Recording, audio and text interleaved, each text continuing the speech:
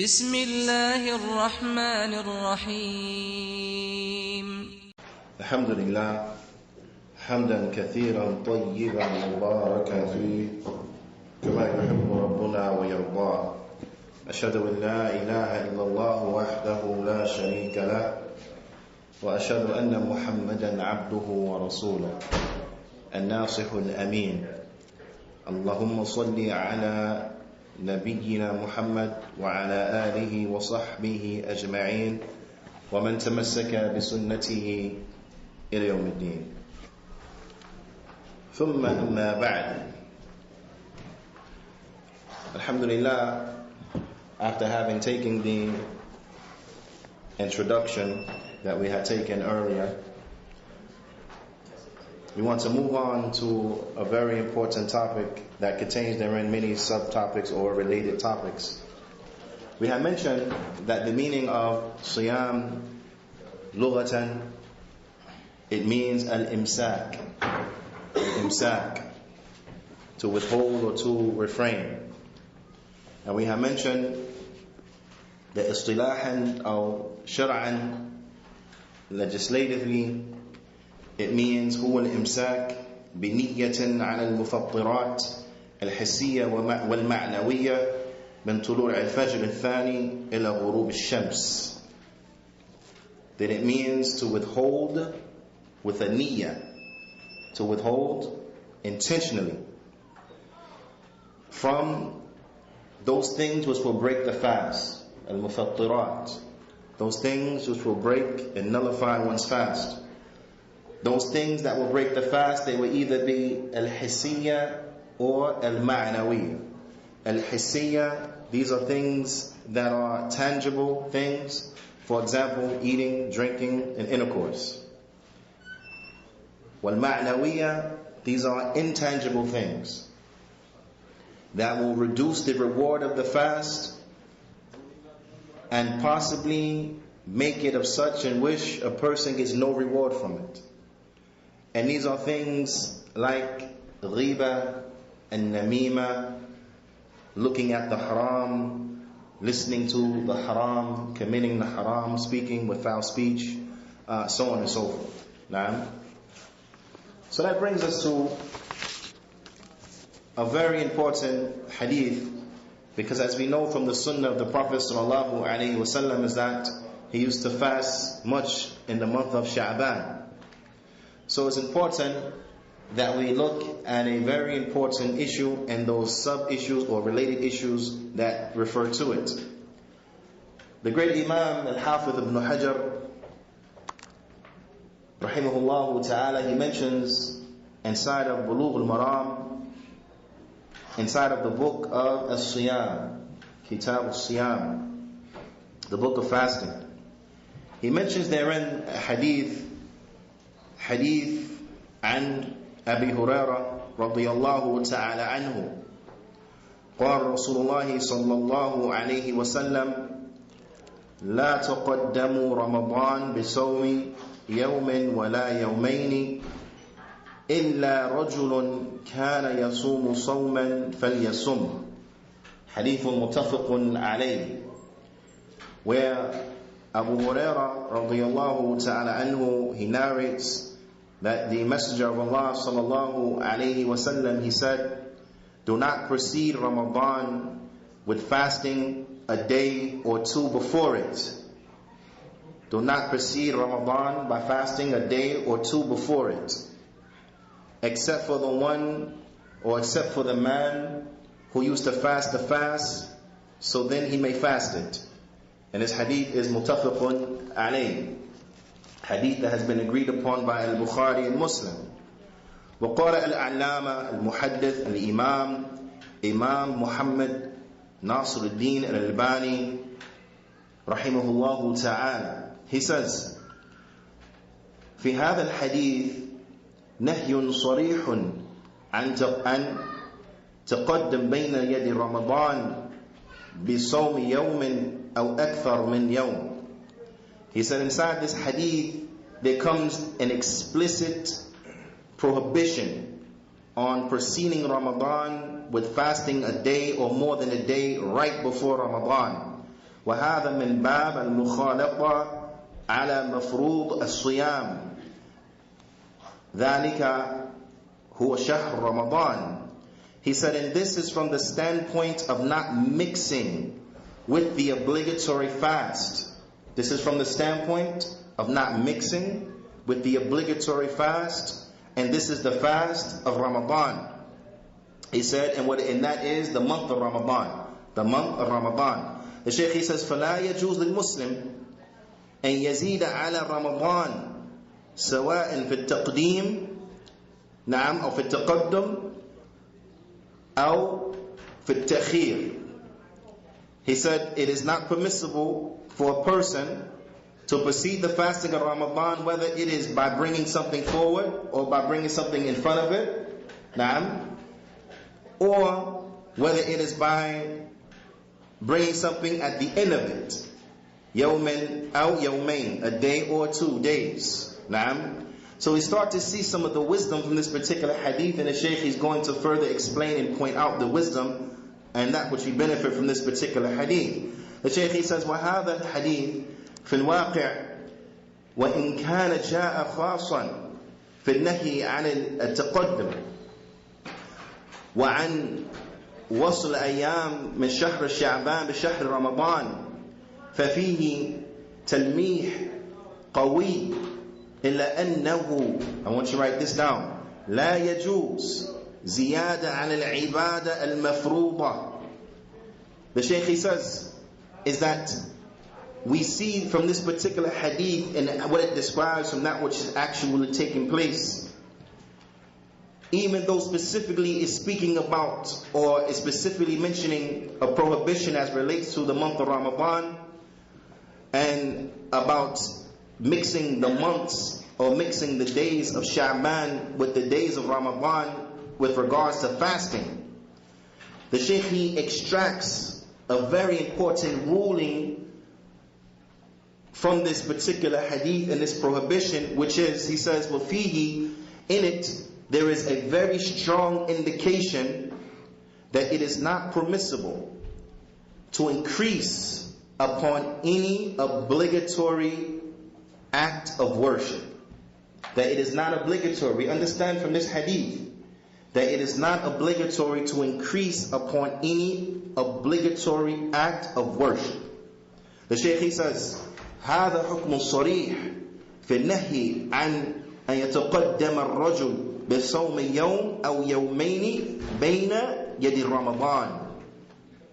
He said, in it there is a explicit ruling which prohibits the individual from proceeding the fast of Ramadan by fasting a day or 2 before or right in front of Ramadan.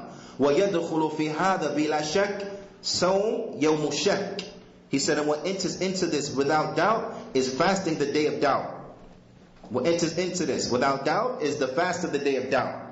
So the issue as it relates, and the Shaykh is going to explain, بِإِذْنِ ta'ala, we can reach it, that also what we understand from this, it shows us a clear indication that it is not permissible to fast the day of doubt. It is not permissible to fast the day of doubt. And the Shaykh, he says, كما سيأتي في حديث التالي, like is going to come in the following hadith. In the following hadith.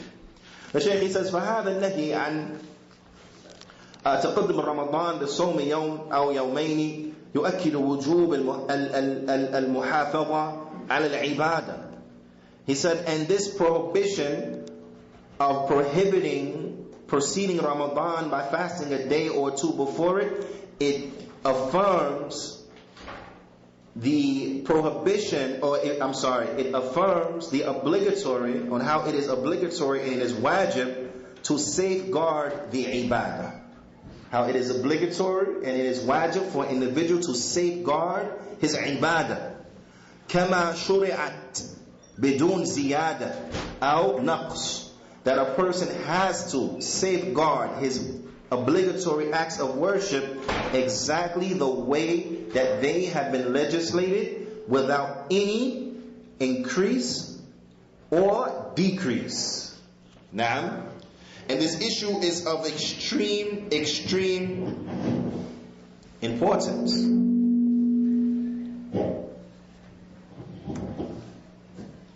This issue is of extreme importance, that it is not permissible to increase and to add on to any act of worship, but we are to do that act of worship as it has been legislated, without increasing upon it and without taking away from it.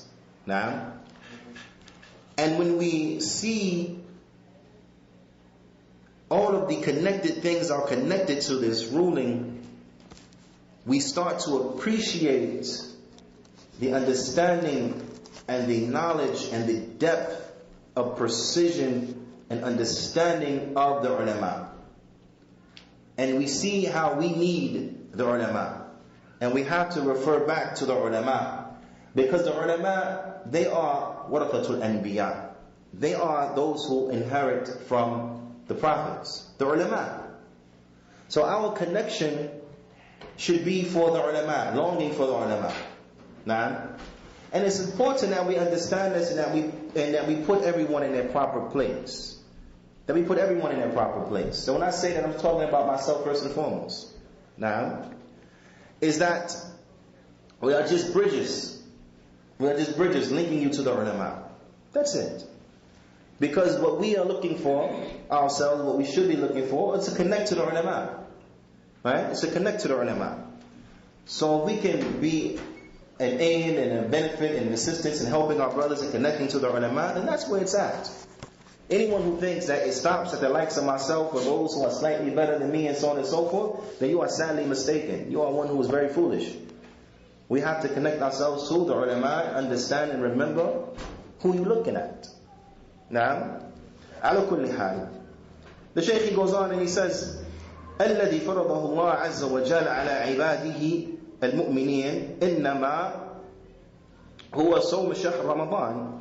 He said that verily that which Allah Ta'ala has made obligatory upon His believing servants, then it is the fasting of the month of Ramadan. وهو يكون تارة 30 يوما, and sometimes it's 30 days. وقد يكون تارة 29 يوما, and sometimes it is 29 days. فلا يجوز أن يتقدم بصوم يوم أو يومين خشية أن يصبح رمضان أكثر من 30 يوما مع الزمن. He says, so it is incumbent that it is not permissible, rather, that we precede Ramadan by fasting a day or two before it, fearing that we will increase upon the days of Ramadan so that it becomes more than 30 days from time. مع مضى زمن مضى العهد للمسلمين على العلم بالكتاب والسنة, so that it becomes more than 30 days in time, a time frame which is well known, from a time frame which has been placed upon the Muslims and is well known from the book and the Sunnah. The Shaykh, he says, فأقول, so I say, في الوقت الذي هذا الحديث ينهى نهيا صريحا عن تقدم بين يد رمضان بصوم يوم أو يومين كذلك كل عبادة. The Shaykh, he says, so I'm saying that at the same time that this particular hadith is explicitly prohibiting bringing or adding to the fast of Ramadan, or adding right before Ramadan with the fast of a day or two, he said, then likewise is also applicable for every act of worship. For every act of worship. لا يجوز أن يتقدمها. It is not permissible that you will bring anything before any act of worship that resembles it, so that it may be understood as an increasement of it.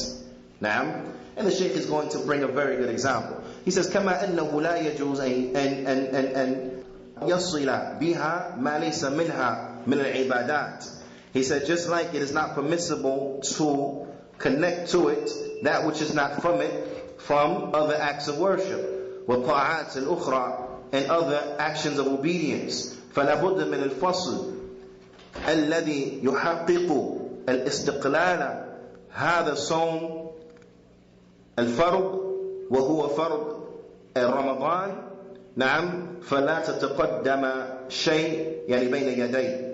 He said it is a must that we bring something that actualizes and it separates between this fasting that is obligatory and that is the fasting of Ramadan with anything else. The Shaykh says, لابد من الفصل بالإفطار يعني قبله بيوم أو بيومين. He said it is incumbent that we make a separation between the fast of Ramadan by breaking the fast and eating a day or so before it. Now, the Shaykh says, وَكَذَلِكَ بَعْدَ, and also after it, that we separate our fasting in Ramadan when Ramadan has come to an end by making sure that we eat and we drink and we make iftar on the day of the Eid. And this is from the wisdoms of why it enters the prohibition of fasting on the day of the Eid as relates to Eid al-Fitr. This is from the wisdoms of why it's prohibited, so that we don't make an addition to the number of days in which was fasted. So we bring a separation by eating and drinking and having iftar before we go to fasting the voluntary fast. The Shaykh says, لِيَتَحَقَّقَ أَنَّ هَذَا الْفَرْض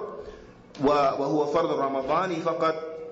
He said, is that, and this is to actualize that this particular act of worship, that it is obligatory, and that is the fasting of Ramadan only. That is obligatory, and that we don't connect anything else to it. The Shaykh says, وَمِنْ هَذَا قُبَيْ تَمَامًا مَا جَاءَ فِي صَحِيحِ Muslim. He said, and from this standpoint, and when we look at that which we had just recently went over, the Shaykh says, then we see that which has come to Sahih Muslim, من نحي الرسول من نحي رسول الله صلى الله عليه وسلم ونحي الرسول صلى الله عليه وسلم نعم أن يصلي فرض الجمعة بالسنة التي بعدها أو أن يصل فرض الجمعة بالسنة التي بعدها. He said, and from the standpoint we see tamaman, we see very clearly that which has come in Sahih Muslim, where the Prophet ﷺ, he prohibited that we combined نعم أن يصل فرض الجمعة بالسنة التي بعدها, that we combine the obligated prayer of Jumu'ah with the sunnah, the voluntary prayers that comes after it. All of this fits into the same understanding and the same purpose, that we don't connect one act of worship to another act of worship, but we have to bring between them a separation. We have to bring between them a separation. Naam. The Shaykh says, فَأَمْرَ بِفَصْلِ بَيْنَ الْفَرْضِ وَالتَّطَوُّعِ إِمَّا بِالْكَلَامِ. He says, so he has commanded that there is a separation between the obligatory and between that which is voluntary, either by kalam, by speaking, وَإِمَّا بِالْخُرُوجِ, or by leaving the masjid. Naam. Because there may be a situation where you don't speak to anyone, but then you leave, right? أَوْ انصِرَافٍ, or that you turn and you change places. Naam. نهى الرسول عليه الصلاة والسلام على الوصل الفرض بالسنة التي بعد. The Prophet ﷺ, he has prohibited connecting the obligatory act of worship with the voluntary act of worship that may come after it. Now, so if Jum'ah comes and we have made the taslim and now we want to pray our sunnahs, what do we have to do? We either have to what? To speak, or we have to leave, pray the sunnahs in the house, or we have to what? Change our position. We have to change our position. Why? This is so as to bring a separation between the obligatory act of praying Jumu'ah and the voluntary act of praying the sunnahs after it. The Shaykh says, هذا إذن, so therefore this, من باب سد الذريعة, this is from the standpoint of closing the door and shutting down and preventing the means, and يوصل بالفرض ما ليس منه, that we will connect to the obligatory act of worship that which is not from it. For Yawmul Jum'ah, so that the day of Jum'ah, we know that Jum'ah, it comes bisura khasa, it has a specific description, Right? The Shaykh, he says, وَكُلُّ فَرَائِض بِصُورَ عَامٍ. He said, and generally, all of the acts of worship, they have various descriptions. يَنْبَغِي بَعْدَ السَّلَامِ. It is a must after the salam, al-fasl, imma bi-khuruj. He said, after the salam, we have to bring a separation, either by leaving, أو تغيير المكان, or that we change our position, وإما أن تتكلم مع صاحبك بكلام عادي, or that you speak to your companion with general speech. That you speak to your companion with general speech, not that you turn to him and say haramain or something like this from the expressions of bid'ah that have not been legislated, but you speak to him with a regular speech. Now, assalamu alaikum, kif hal, to the end of it. If you have done that, then you could pray in that particular spot. Why? Because sometimes you may be in a situation where it's very crowded, and it may be difficult to change positions due to it being crowded. It may be difficult for you to leave, and you know your situation, that you're on your way back to work or so on and so forth. So if you leave out, then more than likely you're not going to pray your sunnahs, and you want to capitalize on the opportunity to pray your sunnahs, and you can't move, you can't leave. So then what do? You turn to anyone around you and you speak to him for a couple seconds, so as to bring a separation between the obligation and between that which is voluntary.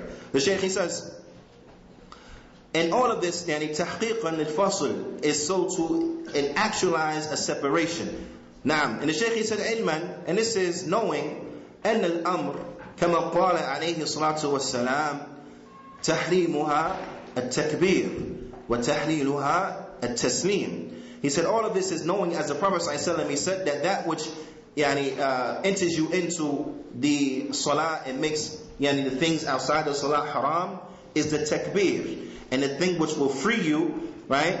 So to make those things that are haram during the salah halal again for you is what? Is the taslim. The Shaykh, he says, يحل لك ما كان حراما من قبل في الصلاة, meaning that those things that were haram in the salah, they are now permissible for you. They are now permissible for you, from speaking adi kalam and so on and so forth. Whereas in the salah, you don't speak to people, right? Now, so the Shaykh, he goes on and he said, بِمُجَرَّدِ الْقَوْلِ السَّلَامُ عَلَيْكُمْ وَرَحْمَةُ اللَّهِ. He said, in this, which will release you from the salah, is simply by the statement, السَّلَامُ عَلَيْكُمْ وَرَحْمَةُ اللَّهِ. نعم. في التسليمة الأولى, inside of the first taslim. So that which will free you from the salah is what? The Shaykh is saying is what? The taslim. But which one?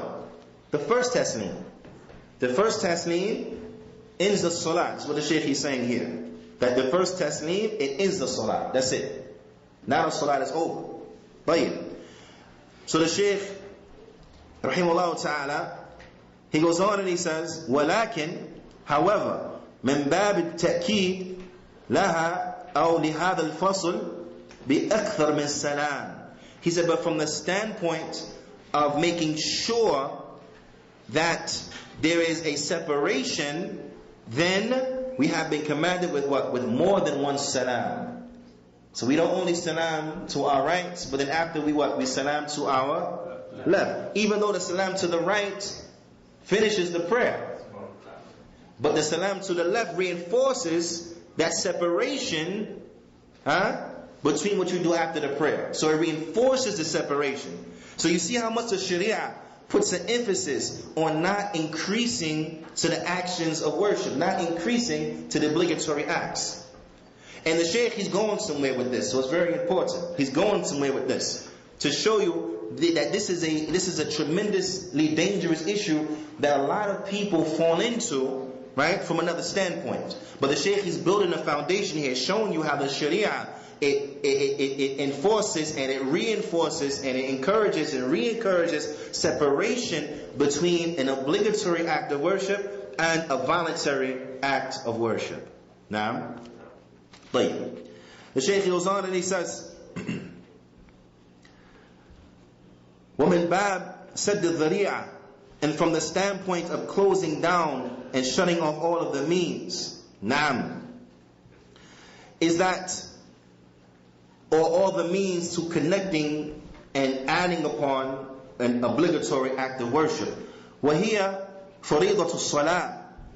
And we're speaking here about the obligation of the prayer or the obligatory prayers. Naam, that we add to it that which is, as the Shaykh says, ليس منها, that we add to it that which is not from it. Naam, he said, أكد رسول الله صلى الله عليه وسلم على مصلي أن يتكلم أو أن ينصرف يمينا أو يسارا قداما أو خلفا. نعم كل هذا يؤكد هذا الأمر الذي أمر به الرسول عليه الصلاة والسلام.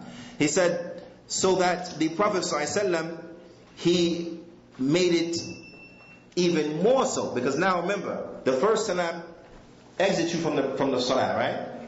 The second salam is just to reinforce the separation between the two acts of worship, right? But even with that, the Prophet ﷺ, he brings another reinforcing agent that further confirms a separation between this and that, is that he commanded us to either speak, to move, and the Shaykh, he says you can move to the right, you can move to the left, you can move to the front, you can move to the back, whatever way is easy for you. Move to the right, left, front, back, whatever way is easy for you. The Shaykh, he says, in all of this is to reinforce this particular affair that the Prophet ﷺ, he has commanded and ordered us with. أَلَّا يَتَقَدَّمْ بَيْنَ يَدِ الرَّمَضَانِ بِالصَّوْمِ يَوْمٍ. He says, so therefore, getting back now, we see that it is not permissible and that we are not to add before Ramadan by fasting a day out, yawmain, or 2 days. Naam, لِيَبْقَ شَهْرَ Ramadan, so that Shahr Ramadan can remain, naam, dun ziyada, without any type of increase. Without any type of increase. The Shaykh, he says, كما أنه لا يجوز النقص منه الزيادة كما يقول العامة أخو ناقص. Naam, this is a phrase in Arabic, الزيادة أخو ناقص. Naam, the Shaykh, he says, so we are not to increase upon Ramadan. He said, and just like it's not allowed for us to decrease from Ramadan, then likewise with regards to the increase, it is as the common expression it goes, that increase is the brother of decrease, meaning that just like we can't increase, we cannot decrease. Just like we can't take away from Ramadan, we can't add to Ramadan. It's not permissible for us to add to Ramadan. The Shaykh goes on and he says, وَيَقُولُ, and the Prophet ﷺ, he said, لا تقدموا رمضان بالصوم يوم ولا يومين. Do not precede Ramadan with fasting a day or 2. The Shaykh, he says, هل هذا النهي على إطلاقه? Is this prohibition generally like that, across the board? Is this a prohibition as across the board, that is not permissible in any case or circumstance to fast a day or 2 before Ramadan? The Shaykh, he says, يقول الرسول صلى الله عليه وسلم جوابا على هذا السؤال, that the Prophet صلى الله عليه وسلم, he said in answering this question, إلا رجل كان يصوم صوما فليصمه, except for the man who used to fast a fast, so therefore he can fast it. The Shaykh, he says, وهذا الاستثناء, he said, and this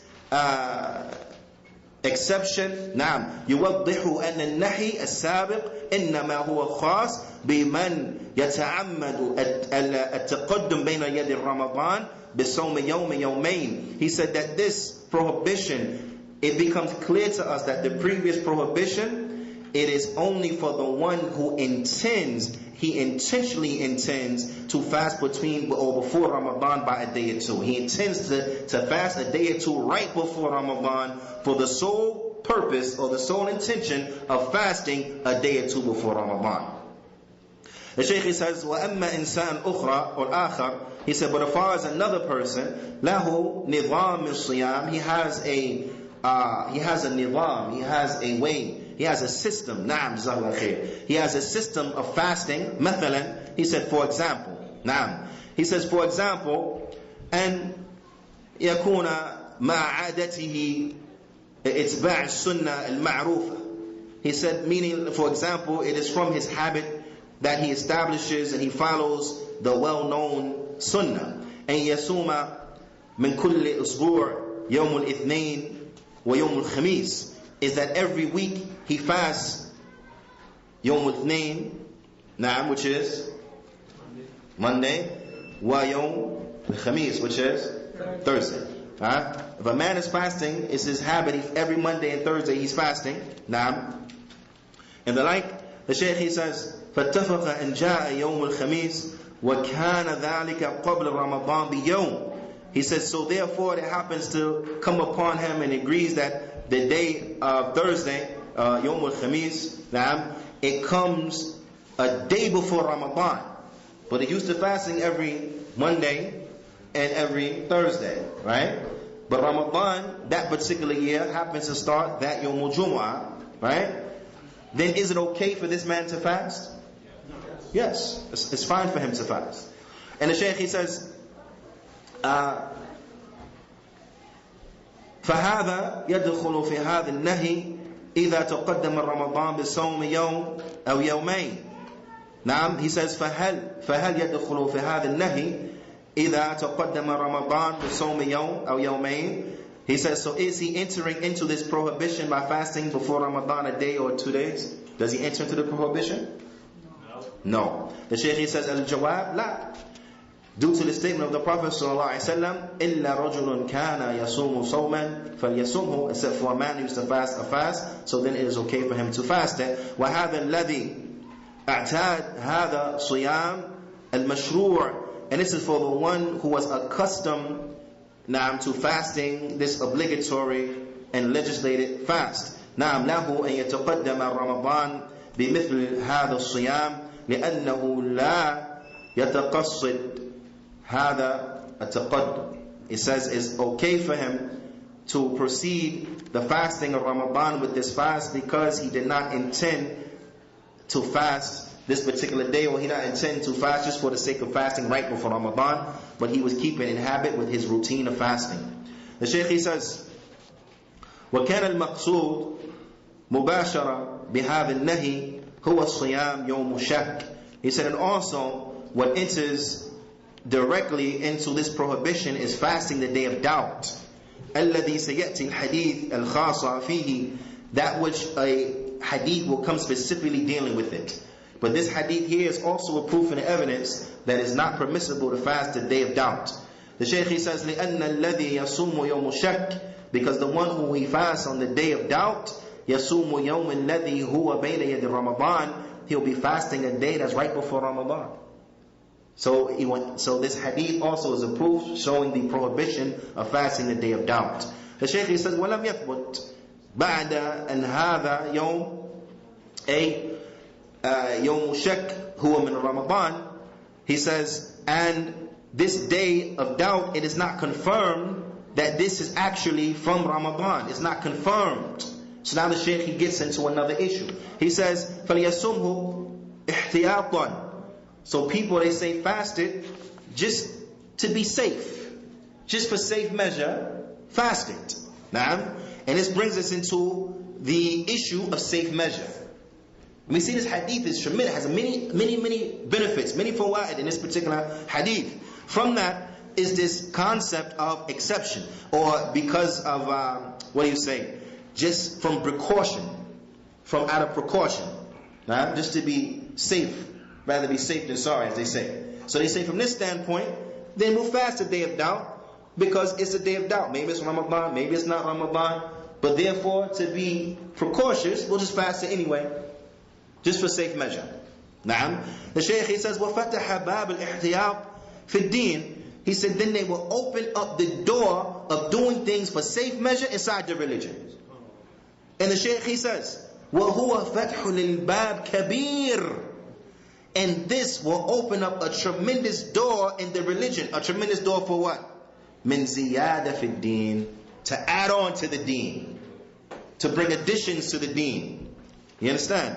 And the Shaykh he says, وَهَذَا فِي الْوَاقِعِ لَهُ أَمْثِلَ كَثِيرًا فِي بَعْدِ الْأَحْكَامِ الْفِقْهِيَّةِ. He said, and this in reality has many examples with regards to the jurisprudent rules and regulations. There are many examples of this. The Shaykh he says, لَعَلَّ الْحَاضِرِينَ يَعْلَمُونَ أَنَّ بَعْدَ الْمَذَاهِبِ.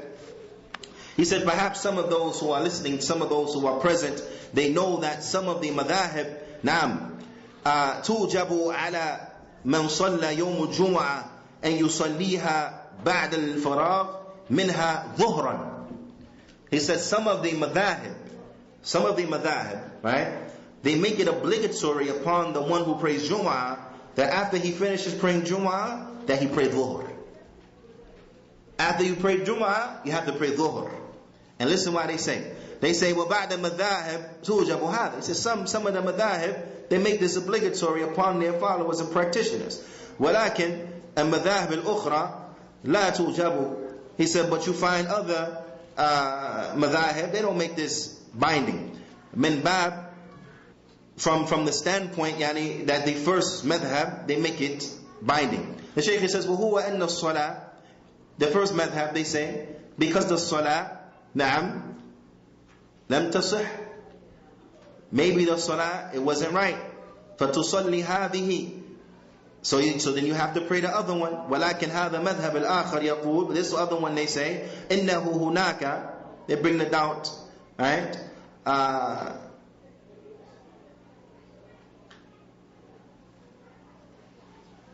Now, he says that one of them, they will say that this particular salah, it is not proper, right? So therefore, pray this one. And the others, they come with their statement and they say, إِنَّهُ هُنَاكَ شُرُوطٌ فِيهَا خِلَافٌ. He said, in that you have various preconditions and prerequisites that are required. Various preconditions and prerequisites that are required for the salah. وَإِذَا تُوَفَّرَتْ صَحَّتْ الصَّلَاةِ صَلَاةُ الْجُمْعَةِ. He said, and if you were to establish them, then Salatul Jum'ah would to be accepted. وَإِن لَمْ تَتَوَفَّرْ لَمْ تَصِحْ صَلَاةٌ. And if it is not fulfilled, then the prayer, it doesn't count, it's not correct, it's not valid. Right? The Shaykh, he says, فَمِن بَابِ الْإِحْتِيَاطِ. So from the standpoint of ihtiyat, نعم, يُحْسِنُ أَن يُصَلِّي بَعْدَ صَلَاةُ الْجُمْعَةِ صَلَاةُ الظُّهْرِ. Then from the standpoint of for safe measure, and it's better to be safe than sorry, and just from precaution, then because maybe you fulfilled all the prerequisites of the prayer, or maybe you didn't. But because you don't know if you did or you didn't, and maybe because you don't know if your Jumu'ah counted or it didn't count, so from this standpoint, to be safe, then pray Dhuhr too. Now. But this gives you an insight into their understanding as to why they do this. Is that they're saying from this standpoint of being cautious. And this is why the Shaykh is saying a person fasting the day of doubt, it opens up this big can of worms, for lack of a better term. Because then where does it stop? Or just from being careful, we'll fast. We don't know if it is, but we'll fast it just in case. So now this concept of just in case, it now when it comes to Jumu'ah, maybe your Jumu'ah didn't count. Maybe you didn't make wudu well enough. Maybe you didn't do this. Maybe that. You open up the door for shaitan to play with you. Maybe you forgot this rukin. Maybe you didn't do that rukin well. Maybe your ruku' was too fast, so it didn't count. Maybe sujood was too fast, so it didn't count. If you miss one of the rukin, then now the salah becomes invalid. So you know what? Okay, just pray Dhuhr, just to be safe. Just to be safe, just pray Dhuhr. So you open up this door and this understanding from the standpoint of being safe.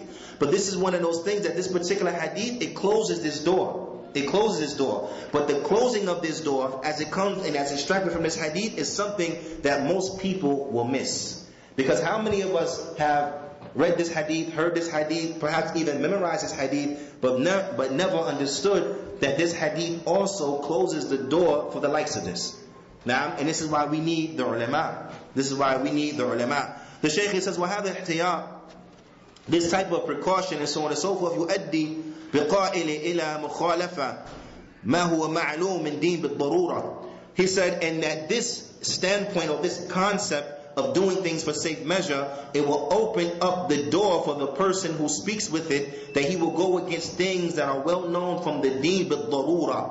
Things that are well known from the deen, yani by necessity. Everyone has to know them.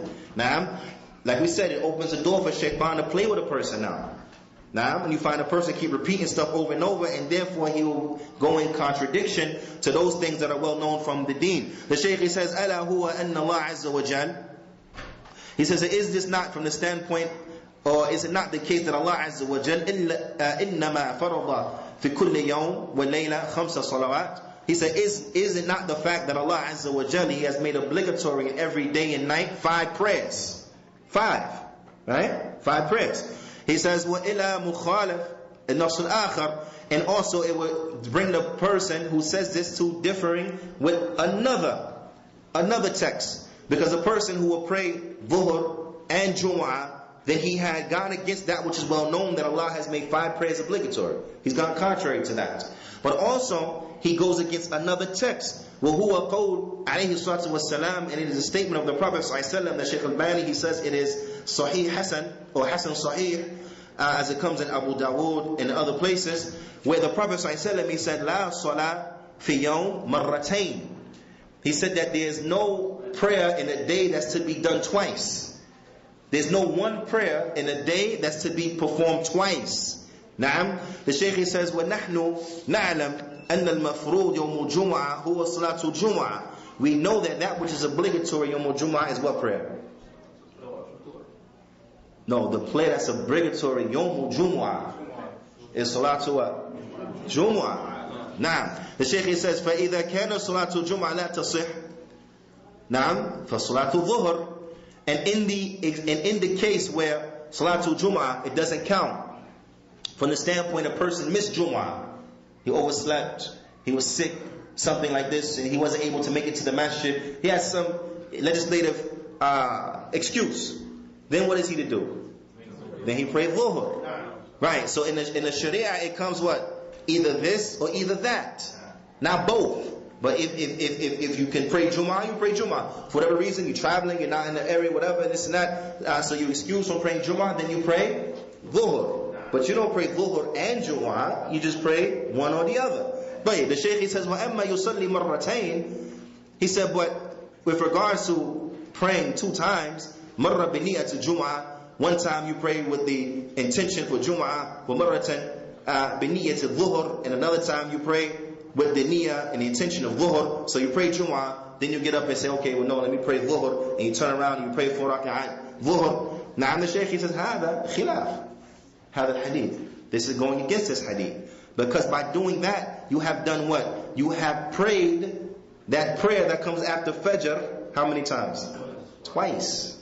You have prayed it twice. And the Prophet ﷺ, he said, there is no one prayer that should be prayed twice in a day. There's no one prayer that's to be prayed twice in one day. The Shaykh, he says, مَعَ مُخَالَفَ ذَلِكَ مَعْلُومٌ مِنَ الدِّينِ بِالضَّرُورَةِ. He said, and this is coupled with him going against that which is well known from the deen بِالضَّرُورَةِ. Every Muslim knows that a Muslim prays how many times a day? 5 times a day.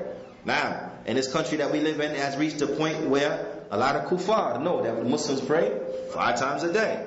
But this person, when he wants to pray Dhuhr and Jumu'ah, now he's praying what, 6 times? Right? But then where does that end now? Now he starts to shaitan play with him. I don't know about Asr. Okay, pray again. Well, I don't know. Maybe the second time wasn't good either. Okay, pray for a 3rd time. You see? And it's how the person becomes victim to the waswas. Naam. But the Shaykh, he says, Al-Hadith yaqul la salah fi yawm marratayn. He said the Hadith says there is no one prayer prayed twice in a day. فَهَذَا فِي وَقْتٍ وَاحِدٍ. He said, meaning at one time. There's no prayer you pray twice in one time. He says, وَقْتٌ ظُهْرٍ. He says, so in the time of Dhuhr, صَلِّي صَلَاتَيْن. A person, he prays 2 prayers. Salatul Jum'ah, thumma Salatul Dhuhr. Salatul Jum'ah, then Salatul Dhuhr. Shaykh, he says, فَذَلِكَ لَا يَجُوزُ. He says, so therefore it is not permissible أن يتقدم الإنسان على حكم المنصوص عليه في الشرع من باب الاحتياط. He said, so therefore it is not permissible for an individual to increase upon a textual ruling as it comes inside of the legislation from the standpoint of being precautious and from the standpoint of safe measure. Now, and this is with all the actions of worship, that we don't increase upon them saying, oh, from safe measure. The Shaykh, he says, أو من باب, or from the standpoint ما يقوله العامة, or from the standpoint of that which the common people, they say, زيادة خير خير. That increase is good, is good. Any increase is good. If you're going to do something, do more, it's good. This is what the concept, right? And in some things, maybe, but this is not true in everything. When it comes to giving sadaqah, you can give a little more, give a little more. It's better, right? Sadaqah. But that's not across the board. And it shows you the calamity of the ignorant people is that they place things in an improper place. This was from the things that the Jews fell into. Putting a kalima in the wrong place. Putting a kalima in the wrong place. Putting rules in the wrong place. Trying to mix, as they say proverbially, apples and oranges. Right? This is not applicable if you say, well, what's the problem? Me praying Dhuhr 5 times. That's good, right? No, it's not good. It's not good when it comes to this. The Shaykh, he says, لا خير بعد ما شرع الله عز وجل على لسان نبيه عليه الصلاة والسلام من الخير. The Shaykh, he says, there is no good. لا خير. There is no good after that which Allah subhanahu wa ta'ala, He has legislated upon the tongue of His Prophet sallallahu alaihi wasallam. There's no good after that. The good is in doing that which the Prophet ﷺ commanded you to do. The good is in doing that which Allah subhanahu wa ta'ala commanded you to do. We are Ahlul Sunnah. You understand? We worship Allah subhanahu wa ta'ala upon the kitab, upon the sunnah as the Salaf understood it. We believe based on what? The kitab and the sunnah, on the understanding of the Salaf. Our character is based upon the kitab and the sunnah, upon understanding of the Salaf. This is how you see that the Salafi, no matter what he's talking about, it can be fiqh. You understand? Because some people, they have a twisted understanding of what it means to have hikmah. Right? They say, oh, we want to go give da'wah to these people from the Hizbis. Right? It's a Hizbi place over here, we're going to give them da'wah. So they say, okay, what's going to be the way in? I'm going to talk about fiqh. I'm going to talk about fiqh. Everybody like fiqh, right? Teach them how to make wudu. Right? You know the first person I heard say this? And I'm pretty sure plenty of people preceding him, but the first person who I personally heard say this statement, you know who it was? Abu Muslima. The first one. First one. You see how he was like trying to put inside the people the Hizbiyah? He's saying you want to weigh in, you know, to give da'wah in a non-Salafi masjid, go to him with a book of wudu. Tell him I can teach you about wudu. What are you talking about? Because people think they deem that as a soft subject, that we're not going to rub nobody the wrong way. I'll talk about that a little bit, and then let me teach Aqidah wa Wasatiyah. Yes, Salaam. This is not how the Salafi teaches.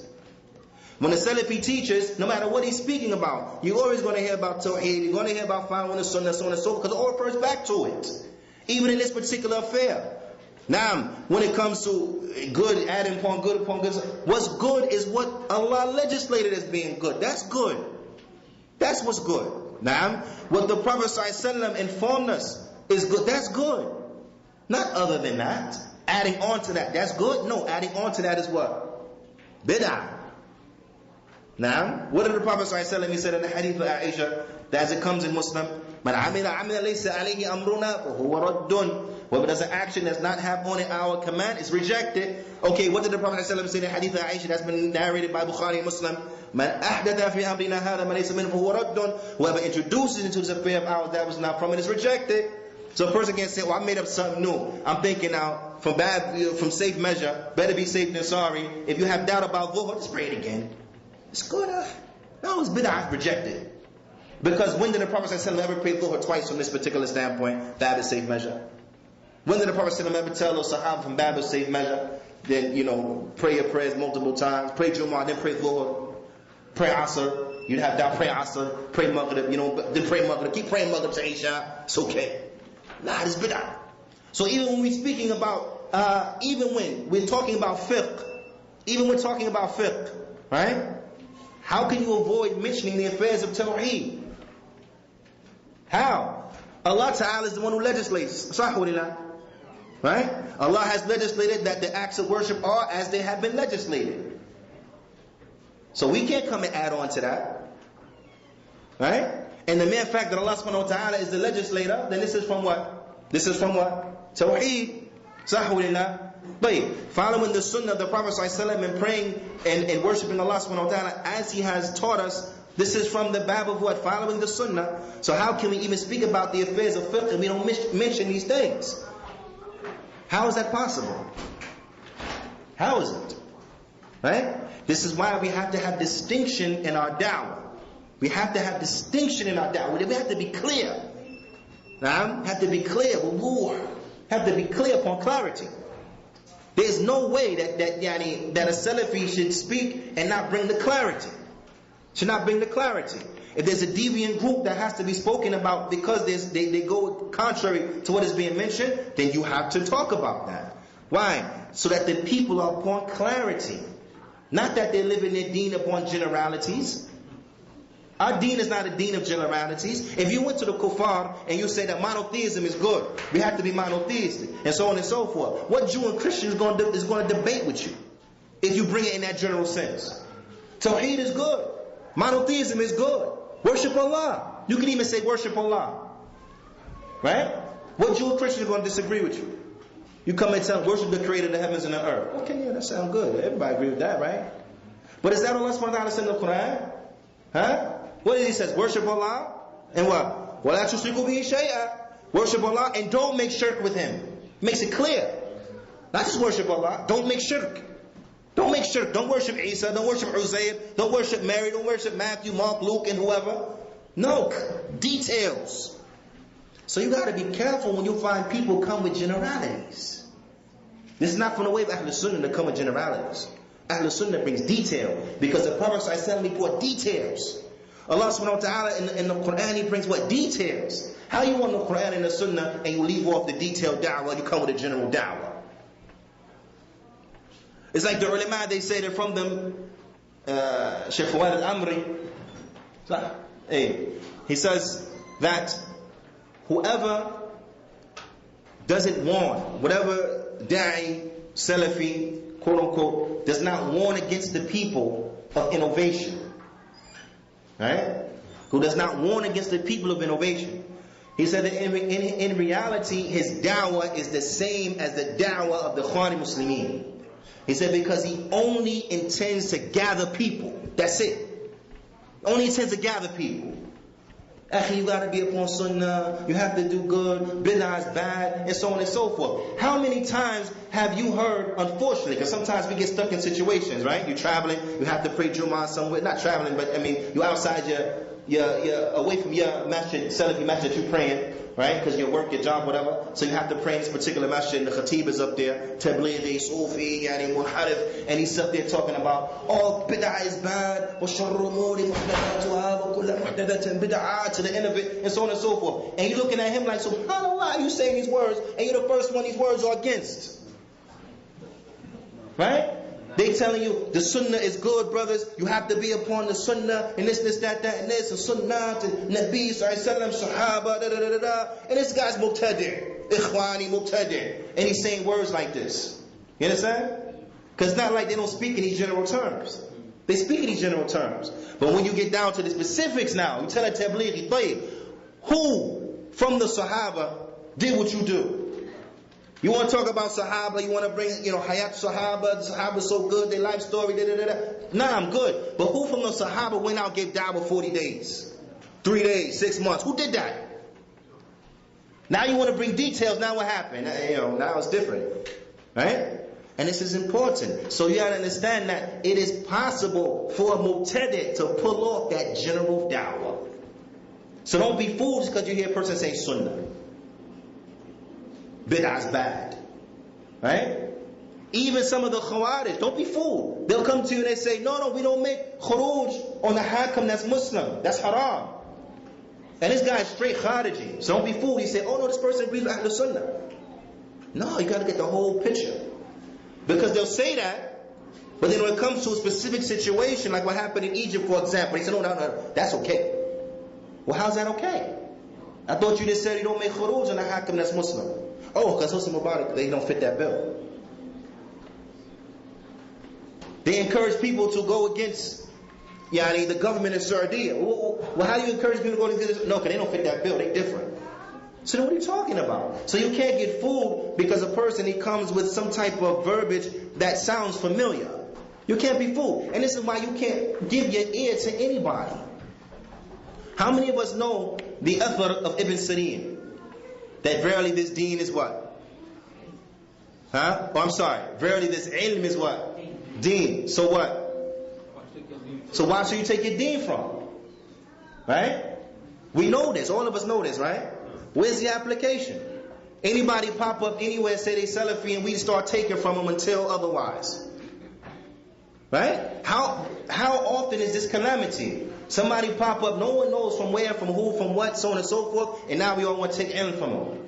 Until what? Until refuted? We take ilm until refuted? Is that was the way to Salaf? You sit with anybody until it becomes clear they're not upon the Sunnah? Or was it from the way to Salaf, you don't sit with nobody until you know first they're upon the Sunnah? Which way was it? Huh? That what? We don't take from nobody until we know first. But is this the application that we see in this time that we living in right now? Everybody pop up, say he's Salafi, everybody's Salafi just because somebody said? Huh? When Sheikh Rabi' from years ago, way back, Masjid Bayan, years ago told us, don't say anyone is Salafi until you know for sure he's Salafi. So you know for sure he's Salafi. Don't testify that he's Salafi, you know for sure. Go back to Usul al-Sunnah by Imam Ahmad, look at the verse in the beginning of it, and you will find this. Why? Because you can't get fused because Ahlul Bid'ah, they may agree with Ahlul Sunnah at a point here and there. Don't be confused by that. Of course they agree with us here and there. Of course. تعرف منهم وتنكر حديث حذيفة. You will acknowledge certain things from them, and other things you will what? You would deny, disagree with, which means that what some of the stuff Ahlul Bid'ah says is haqq, right? But because they speak the truth, sometimes what does that mean? Nothing. Shaitan sometimes tell the truth, right? So you want to read a book written by Shaitan? Talking about it might be some truth in it. It's impossible for somebody to lie 100% of the time. Who want to waste their time with that? Especially as Shaykh Uthaymeen rahimahullah ta'ala, he says, if we have no need for Ahlul Bid'ah or anything they may happen to say that may have had agree with the truth. Why? Because the people of the truth already said it. People of the truth already said it. So yeah, ikhwa, we have to be detailed in our da'wah. As you find the Imam, they are very detailed, as we see here in this particular standpoint. That Shaykh Albani just didn't explain to you the fawaid from this particular hadith, from this particular standpoint of not increasing upon any act of worship and so on and so forth, but then he brought you detailed examples so that you better understand what not to do, so that you better understand what is the sunnah and what is bid'ah. So when people come and say, no, but khair, yani khair is khair, ziyada khair, khair ala khair. No, it's not khair ala khair. What's khair is the sunnah. The ziyada is bid'ah. Ziyada is bid'ah. And bid'ah is what?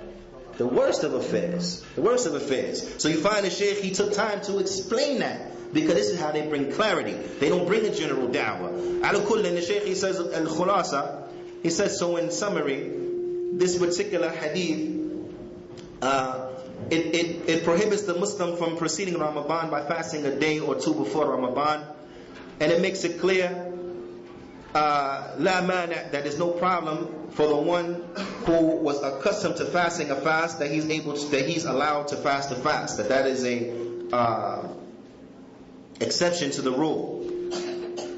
So if he had a particular act of worship from fasting that he was upon, like fasting 3 days every month, and then Ramadan comes, and in that particular year he had only fasted maybe a day out of these 3 days, then it is okay for him to fast 2 more days, even if those 2 days happen to be right before Ramadan, because he's completing his monthly fast of fasting the 3 days. Or if he fasted 2 of the days and he owes 1, then he can fast a day, even if it's a day right before Ramadan, so that he can complete what he has become accustomed to in his program, his habit for fasting, and so on and so forth. And then the Shaykh, before getting into the next hadith, he mentions that you have from the ulama those who say that you should fast the day of doubt, just to be cautious, right? And we know from this particular hadith that that's not correct. Right? And you have others from the ulama that say no, it's not permissible to fast the day of doubt, but rather we are not to fast the day of doubt, and when we have doubt, then we are to make Sha'ban as 30 days and then fast Ramadan. Right? He said this is what the other side say. And he says, and that which supports the statement, or that which supports the correct statement, is the second hadith in which Imam Ibn Hajar he brings, because after, and this is again to show you the precision and the clarity, how they don't leave no opening open. The ulama, they don't leave no opening open. Imam Ibn Hajar, he didn't bring just the first hadith and say, okay, that's enough, people should get it, day of Shak, you don't fast it, and so on and so forth. But he brought that hadith, right, so that this tremendous rule is established, that we don't bring increasement upon an act of worship, that we don't bring any ziyada upon an act of worship, right? And that includes fasting the day of doubt. He also brings after that to close the door to any speculations. And this is an important part of our da'wah. We have to close the door of any type of speculations. We have to close the door of any type of confusion. You understand? Because if you are a Salafi da'i, right, and people see you all the time hanging around with known tablighis, known ikhwanis, laughing with them, eating with them, someone saw you in Starbucks drinking coffee with them, laughing and having a jolly time, and so on and so forth, what is going to be understood, or what could be understood in that situation? That you guys are on the same thing. That if you're okay, maybe he's okay. Maybe someone sees you, they don't know that this is the biggest ikhwani in town. He don't know that. So he's thinking that, I know this brother Salafi, right? I seen that guy before in this masjid. I don't know who he is, but I seen him before in this particular masjid. So this guy is good. I work not far from where I saw this guy at that masjid. Maybe I'll stop in there for Jummah one day. Maybe I'll stop in there, right? And this is why the Salafi has to be mindful, because you may say, I just want to give him advice. Okay, you want to advise him? Fine, advise him in private. Why you want to advise him in Starbucks, where you could be seen and maybe cause confusion to a person? Advise him in private, behind closed doors. Give him advice. Because if you give him advice behind closed doors, does that open the door for any type of fitna? No. Because ain't nobody seeing you with him. Right? Maybe you not laughing. Maybe he laughing. Maybe he having a good time. Maybe you just sitting there, regular stone face or what have you. Right? People see him laughing. So they say, oh, maybe the brother told a really good joke and now he's laughing. Because it's not from proper etiquette to laugh at your own joke, right? Huh? I'm asking you. Is it? Generally, no. So they might think he said something funny, now the other guy's laughing, right? So still it may open the door. You say, but no, I was stone faced. I didn't, No, still close the door for any type of confusion. Ahlul Sunnah, we're not in the business of confusing people. So we have to be clear to always strive with the utmost to be clear. Ala kullin, from the standpoint of closing the door and being clear in every issue. Clear in every issue, right? Imam Ibn Hajar, he brings as the next hadith, عن عمار بن ياسر رضي الله تعالى عنه من صام اليوم الذي يشك فيه فقد عصى أبا القاسم صلى الله عليه وسلم. He said, whoever fasts a day of which there is doubt with regards to it, because it's cloudy and so on and so forth, then he has disobeyed Abu al-Qasim. Who's Abu al-Qasim?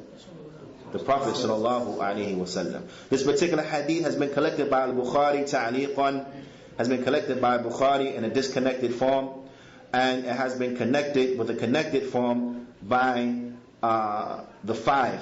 By the five, meaning it's been collected in a connected form by Imam Abu Dawood and Abu Dawood and Ibn Majah and Nasa'i and Tirmidhi and the like, and also Ibn Khuzaymah he brings it, and also Al-Irwa, Imam Al-Albani he brings it, and Al-Irwa طيب, and in other places it has been collected. Naam. Ala kullan, is it clear with regards to the day of doubt? Do we fast on the day of doubt? No. And if a person has fasted, has a routine or a program of fasting, can he fast a day or two before Ramadan? Yes. But in general, if that's not the case, then we're not to fast a day or two before Ramadan, correct? Why? Because you didn't have the intention of having to fast, like you said, the guy who always fasted on Monday and Thursday had the intention of fasting, where you just doing it because you had doubt. You can open up a whole can of worms. Can of worms. What's another reason why? Nah. break between the obligatory and the Has to be a break between the voluntary and the obligatory, right? Why else? It's prohibited. Why else? From the wisdoms. So we don't what? So we don't increase upon that which is obligatory, right? And also to close the door for what? For confusion, and before to close the door on the